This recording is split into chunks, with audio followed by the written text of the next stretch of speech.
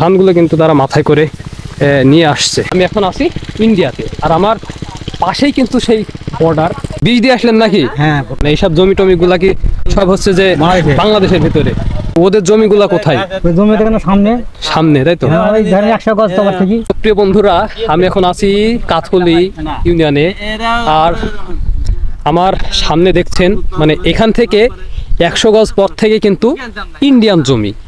আর এই যে দেখতে পাচ্ছি আমি এখান থেকে কিন্তু পুরা হচ্ছে তার কাটা দেখতে পাচ্ছি। সীমান্ত এলাকায় কি পরিমাণ সবজি চাষ করা হয়েছে দেখেন।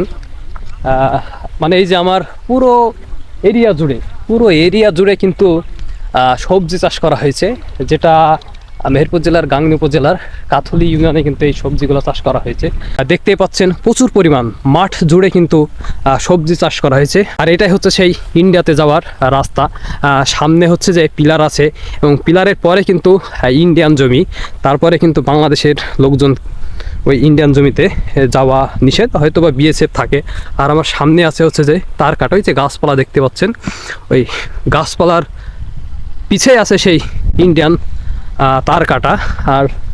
আর একটু সামনেই গেলেই হচ্ছে যে ইন্ডিয়ান যে পিলার, সেই পিলার আমরা দেখতে পাবো। আর এটাই হচ্ছে যে বাংলাদেশের একেবারে শেষ সীমানা, এবং বাংলাদেশের লোকজন কিন্তু এখানে কাজ করছে। আসসালামু আলাইকুম ভাই। ওয়ালাইকুম আসসালাম। ভালো আছেন? জি। কি ধান ভাই এগুলা? এটা এই যে 94। কি ফলন কেমন এবছর? এটা ধানটা খুব ভালো ফলন হবে। এই যে আমাদের বাংলাদেশের জমিতে, তাই তো? জি, আমাদের বাংলাদেশ। তো আমাদের বাংলাদেশের মানুষ কি এই যে পিলারের ওই সাইডে যাইতে পারে? এখন যাই তো যায়, তাই তো? আর ওই যে আপনার সরিষাগুলা দেখতে পাচ্ছি, ভারতের, ওরা কি এসে চাষ করে, তাই তো? ও ধান ফলন বেশ মাশাআল্লাহ ভালো হয়েছে আমাদের এই বাংলাদেশের জমিতে। এই যে দেখতে পাচ্ছেন, এটা হচ্ছে যে 133 নম্বর পিলার। আর পিলারের এই সাইডে হচ্ছে যে বাঙালিদের জমি, টোটালটাই বাঙালিরা চাষ করে, মানে বিভিন্ন ধরনের সবজি টবজি আর কি চাষ করে। আর এই সাইডে যদি আমি একটু দেখাই আপনাদের, পিলারের এই সাইডে এটা হচ্ছে 133 নম্বর ইন্ডিয়ান। আমি এখন আছি ইন্ডিয়াতে, আর আমার পাশেই কিন্তু সেই বর্ডার। মানে এখান থেকে 30 সেকেন্ড যদি আমি হেঁটে যাই, তাহলে কিন্তু আমি ইন্ডিয়ান বর্ডারের তার কাটার সাথে একেবারে চলে যাব। ওই যে গাছ দুইটা দেখতে পাচ্ছেন, ওই গাছের পরে কিন্তু বর্ডার আছে, এবং বিএসএফরা কিন্তু ওই যে ওখানে ওদের ক্যাম্প আছে। আর এই যে এখানে হচ্ছে যে পুরোটাই কিন্তু এখান থেকে পুরোটাই ইন্ডিয়ান জমি। তো একেবারে খুব কাছ থেকে যদি আপনারা ভারতের বর্ডার দেখতে চান, তাহলে কাথলি ইউনিয়নে চলে আসবেন।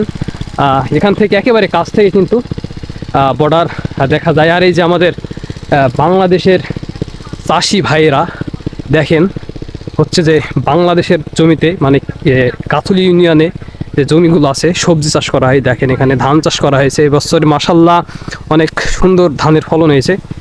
এই যে ধানগুলো কিন্তু তারা মাথায় করে নিয়ে আসছে। অসাধারণ কিন্তু এই যে এই মুহূর্তটা আমার কাছে কিন্তু খুবই ভালো লেগেছে।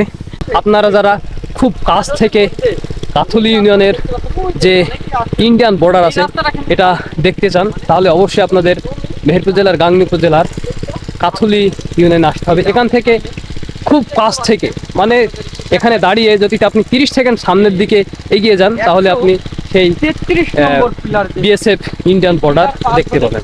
আজকের ভিডিওটা এখানে শেষ করলাম, দেখা হচ্ছে পরবর্তী ভিডিওতে। ভালো থাকবেন, সুস্থ থাকবেন, আল্লাহ হাফেজ।